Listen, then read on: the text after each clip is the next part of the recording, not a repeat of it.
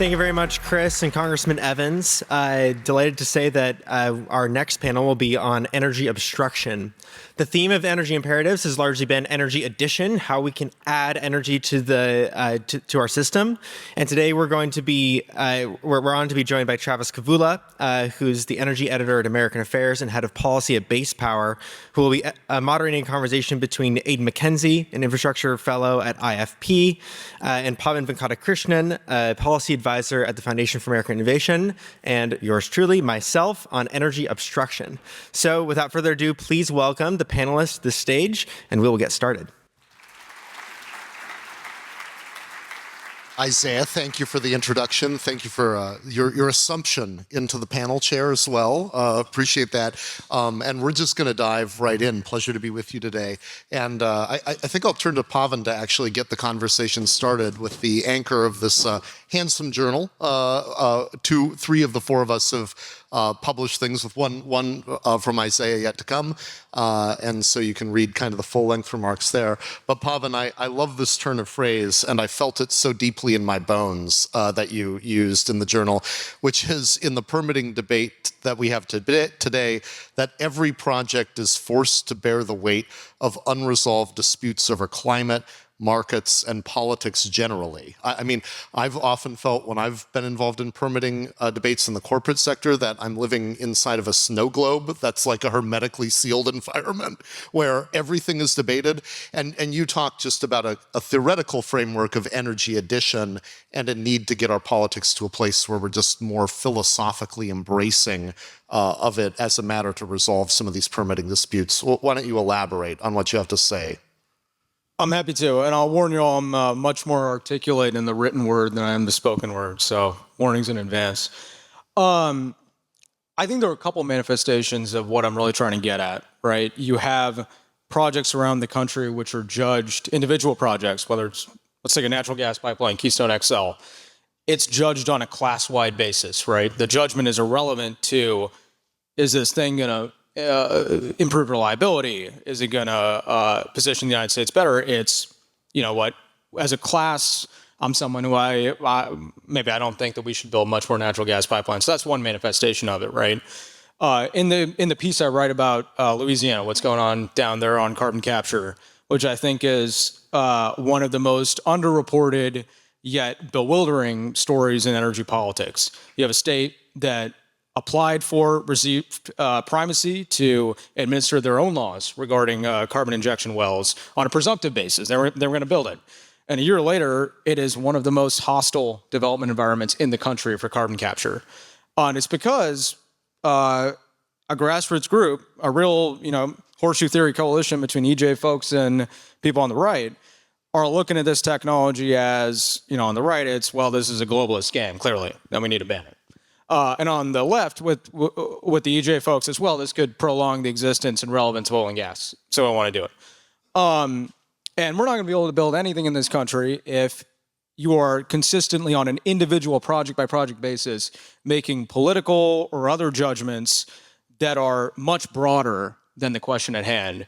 And I think that's going to bedevil us going forward as we try to build out what we need to build out. Yeah, I mean, it honestly seems in reading all of our articles that things that started as almost consensus items between the two parties are consensus sometimes in the opposite direction now, which is really disheartening. Aidan, just moving a little bit to the practical, I thought you had some innovative things to say about the way out of this box, and particularly in this paradigm where, we have to question whether or not the laws are being faithfully executed in terms of permitting sometimes, whether executive authorities that are responsible for permitting are, coughing up pretextual excuses to delay or deny permits. You seem to have a practical solution to kind of fulfill the ambitions that Pavan was talking about toward energy ambition. Yeah, so I'm really interested in this question, what I call the next frontier in energy obstruction, as if we need another one. The classic type of obstruction that we've lived with for decades is NIMBYs, ENGOs, anybody bringing a lawsuit against a project, delaying it, sometimes getting it blocked, sometimes just exacting costs, sometimes creating uncertainty. We've lived with that for decades, but now we have this new type of obstruction which comes from political officials, from the president, from anybody in power, using the requirements of federal permits to block projects they don't like, right? So the way that works in practice is every time a statute or regulation requires an approval or authorization, a routine check, everything from very complicated permits like NEPA to very routine approvals like what the DoD usually does, which is now held up for windmills. Every time that exists, there's an opportunity to block a project if you just simply don't give out the authorization, find an excuse to delay it, deny it if you have the grounds to do so. That's a lever to block an entire project. There are dozens of these approvals. And even more so than that, we're seeing these used retroactively towards projects that have waited years, worked with the federal government, multiple administrations, gotten every single permit, and they're getting their permits revoked in the middle of construction. You know, the big case now is offshore wind. You have different opinions about offshore wind, but what's happening to them is they've gotten all these approvals, they've waited through these different market changes, they're almost done with their project, and they're getting their permit yanked, right? And if the government succeeds and their project's canceled, the developer will probably go bankrupt. They put billions of dollars into this project, it's stuck in the ground. You know, offshore wind project that's incomplete doesn't help anybody. But the big problem of this is not just that a few developers might get unfair treatment, it's that what developer seeing this wants to get into the business of investing in projects that might be controversial. Transmission lines, pipelines, these take many years to build, many years to permit. You're definitely going to be living through at least 2 presidents, probably 3. Vineyard Wind, which is the project that was 95% complete, that was paused and won their court cases, thankfully. They started during the Obama years, right? They survived from then through Trump 1.0, through Biden, and now through Trump 2.0. There was no way for them to model the political risk that they've had to deal with. There's no way to know that Doug Burgum would be making this his top priority in 2025, right? They didn't think it was going to even take that long. So there's a really big uncertainty cost getting thrown out here. I think there is a way back, but it does require Congress to weigh in here and to have take an opinion that even though it feels good when your party's in power to cancel projects you don't like, this system sets up a really bad precedent long term. It's very harmful. We don't get the stuff we want. It feels good. It's good for the news cycle, while you're in power, but over time reduces investment. We get less. So I think Congress stepping in, setting very clear rules, and making sure that those rules are enforceable in a way that doesn't just rely on the fox to guard the hen house, right? These rules need to be going through courts, having real remedies that stick. Developers that get mistreated like this need to have a way to regain the loss they've had, because they lose $1 to $5 million a day if you're stopped in the middle of construction. An actual cause of action that gives them monetary damages, as opposed to just say, well, they have to pick up their chalk, the permitting authorities, and go back to the chalkboard and be serious about this. Exactly, and give courts the ability to fix things in a robust way rather than just say, please agency issue the permit soon. I kind of often hypothesize in my mind, it's like, okay, if we had like a true copper slate on permitting, if we could really get stuff permitted relatively quickly, would that still be, certainly that's a precondition. Would it be sufficient given what capital investors are interested in doing and given the state of technological innovation in the sector? And one of the things that's very interesting, I think, Isaiah, about your piece is that it calls out those 3 pillars specifically: permitting, which we've talked a lot about already, and then capital investment and innovation. So I wonder if you can kind of fill out those other 2 pillars, and specifically maybe talk about what is the sort of missing link on capital and innovation as far as government is concerned, in your view? Sure. So I think, as Aidan and Pavan pointed out well, the conversation must begin with permitting, and that is really quite relevant. It takes 3.5 years on average to do an environmental impact statement under NEPA, and then you have a whole host of other requirements that are oftentimes they offer opportunity for obstruction, both from the ENGOs and then also from the president and the administration. I think that, but if any of the conversations from this year or even last year energy imperatives were clear in anything, it was that capital and innovation are also critical as well. So, as you say, it's simply the case that private capital resists overcapacity, right? And that's a feature, not a bug, oftentimes, of private markets. We want to allocate resources efficiently.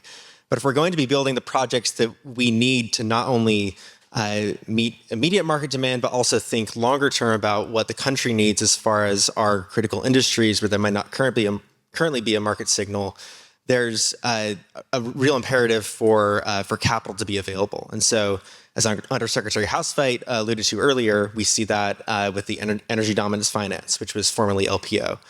That program has been used to finance all kinds of projects, including under President Trump, and from 3 Mile Island restart in Pennsylvania to reconductoring transmission lines in Ohio with AEP. And it goes to show that to build those really big projects, the reality is that oftentimes you're going to need those lower rates to come in, and the federal government needs to accept the lower rate of return. And I mean, we can see this with which nuclear projects have been built, even like in this century. Like I mentioned earlier, Vogtles 3 and 4 were the only nuclear projects that have been constructed and turned online in this century. And what that required was, a certain amount of capital to come online to crowd in investment to be able to actually build those projects.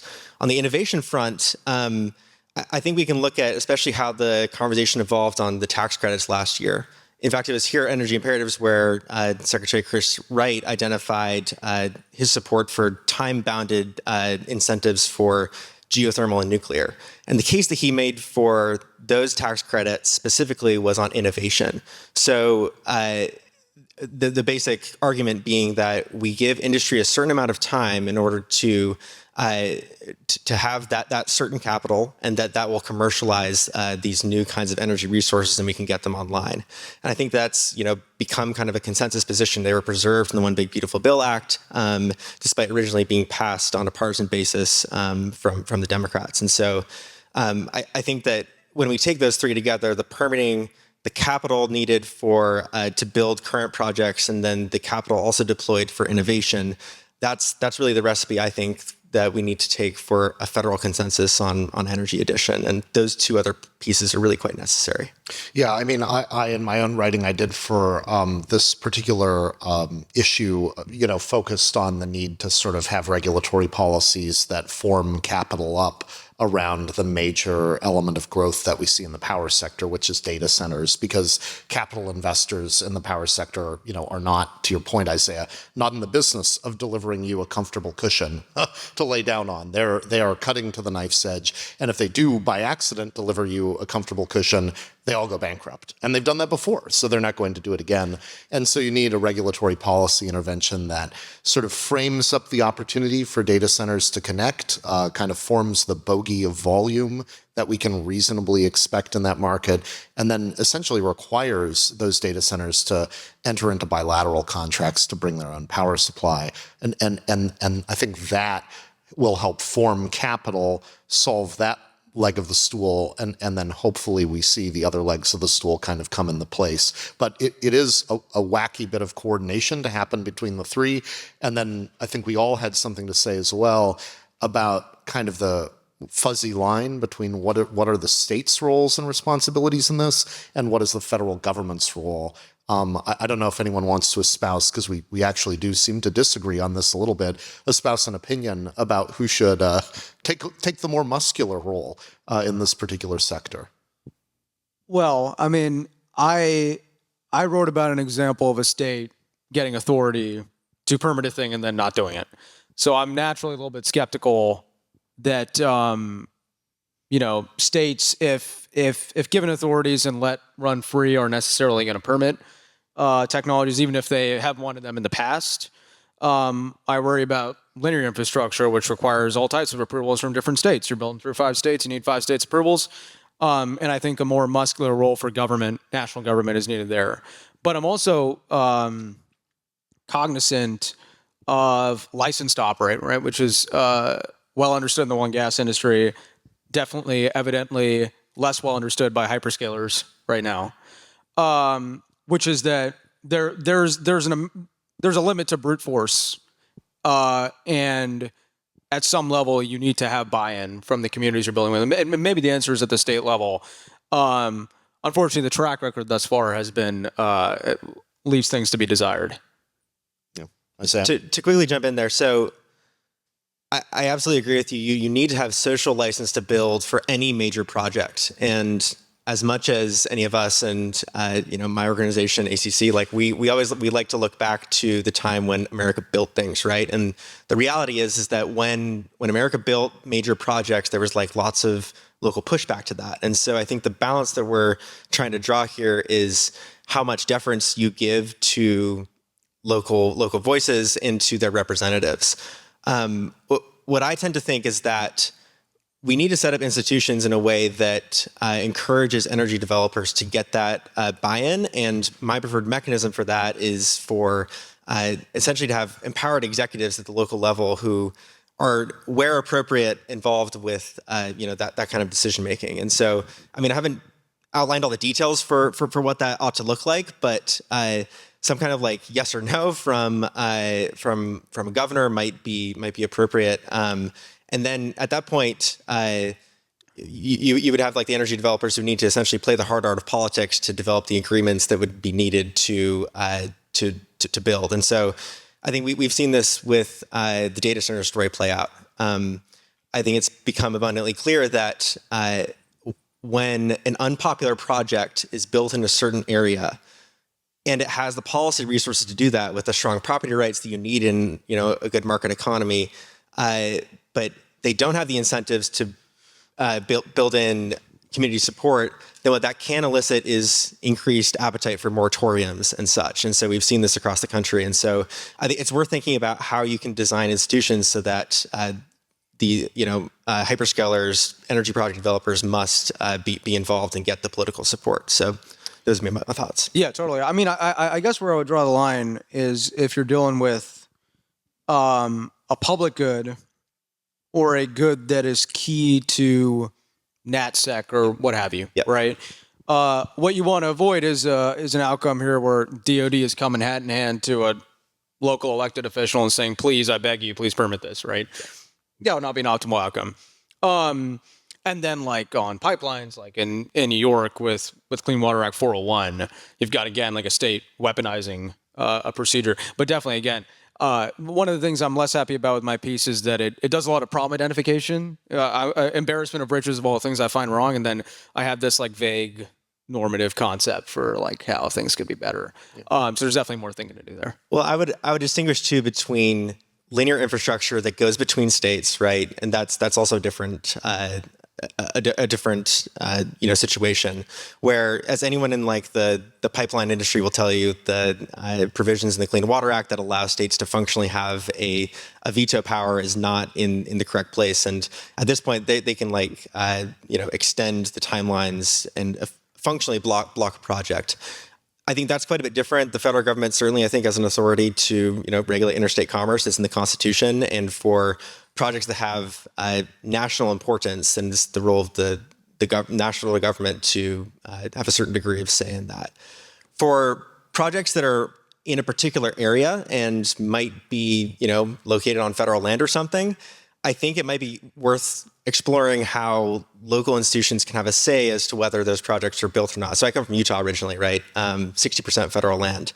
I think that many of the leaders in the state of Utah would very much welcome increased development on federal lands, but that honestly might be a different story in other places where we're permitting offshore resources, whether it's oil and gas in Florida or offshore wind in the Northeast. It might be worth considering how local leaders can, maybe even nominate certain pieces of federal land for like faster permitting or something like that, and have some degree of say over that as a mechanism. Yeah, I've heard tell of incubators of democracy. Indeed. So indeed. maybe. That's right. I mean, I'm a former state regulator and would like to think more kindly of the states that I was formerly a regulator of. I mean, I will say, it is nice. The one nice thing about having the power sector being regulated by the different states is that it does emerge certain states who want to be pro-growth. Mm-hmm. And as long as there are some that have a big enough footprint, you get things done. And so, I noticed the local utility in Massachusetts came out with an earnings call that said, we have no interest in having a data center here. It's like, well, I told my wife I wasn't interested in going pro in the NFL. But, thankfully, like in Texas, you've got a more accommodating atmosphere. But I think if the federal government, right, were to do anything to preempt the pro-growth states, then you'd have an accountability problem on local politicians. They'd get to complain about it all day long because it is at some level unpopular rather than taking ownership of the economic development. I think, too, part of the problem, right, and this goes back to the kind of local social license, is that where we have seen, like many of our essays refer to kind of the big growth moments of the New Deal era in the past, like there was a clear get for localities for the give. I mean, people got electricity for the first time in those areas, and there just happened to be a bunch of surplus to like win the Second World War with aluminum smelters. So having, I don't know how to frame that up. There doesn't seem to be that clearly in sight right now in the data center moment, at least. I mean, I would point to an announcement earlier this morning, maybe it was yesterday. I was talking to a friend about it earlier as I was walking in here. Meta is doing that partnership with the Associated Builders and Contractors to increase the stock of skilled tradespeople to build these data centers, which has all sorts of knock-on effects. We're trying to build out the grid, purportedly at least, and that's a good example of a get. Right. And to your point, there haven't been good examples of gets. Yes, we have individual projects that are proposed expansive reinvest or property tax or what have you. But there needs to be work towards like a standardized community benefits type deal. But also it needs to be encompassing of like workforce challenges so that people are able to not just appreciate the ephemeral, this could be good for our community, but here's a job or, the like. Aidan, get in on this. Yeah, well, the getting's good. There's a big political economy angle to a lot of the delays we see on projects, because if you're a president, you run on an energy platform, you come into office, you have all this big suite of projects you want to build, and the bureaucrats tell you, actually, there's a law that delays these projects well outside your window for re-election. You're probably not even going to be alive to see the projects built if it's going to take 15, 20 years. There's not that much return politically from making infrastructure your big ask, right? And contrast that against what we saw in the New Deal era prior to all these regulations, where FDR was able to come into office, set up the Tennessee Valley Authority, fund a dam, get it built, campaign at that dam before his next election in 36, right? Like the politics are much different. I think trying to tie into the local buy-in, I think a long lag makes for a lot of cynicism and also makes projects appear much more costly, and there's a lot more disfavor among the public. I think congestion pricing in New York City became very unpopular as it languished in review and then litigation. But then once it got implemented, it became much more popular, right? I think there's a lot of worrying that goes on about potential effects, not trusting plans and all that. And then when it comes together and actually gets built, it's a mundane project that people use. It's not as big of an issue. So I think there is like a really big inefficiency to that long lag, the delay of a decade before a project actually gets done. Last thoughts, Pavan? Yeah, I mean, just one additional thing that occurred to me that I actually wrote. It would be great if the public were to see projects and back them and understand the political and economic calculus behind them. It's also important to remember, though, if energy could be in the background, that wouldn't be so bad either. And if people could just enjoy reliability and the like, would be in a far better place than we are right now. Absolutely. So you can read Aidan, Pavan, and my essay in the American Affairs. Copies are out front, and Isaiah's a forthcoming publication. Thank you for having us. Thank you, gents.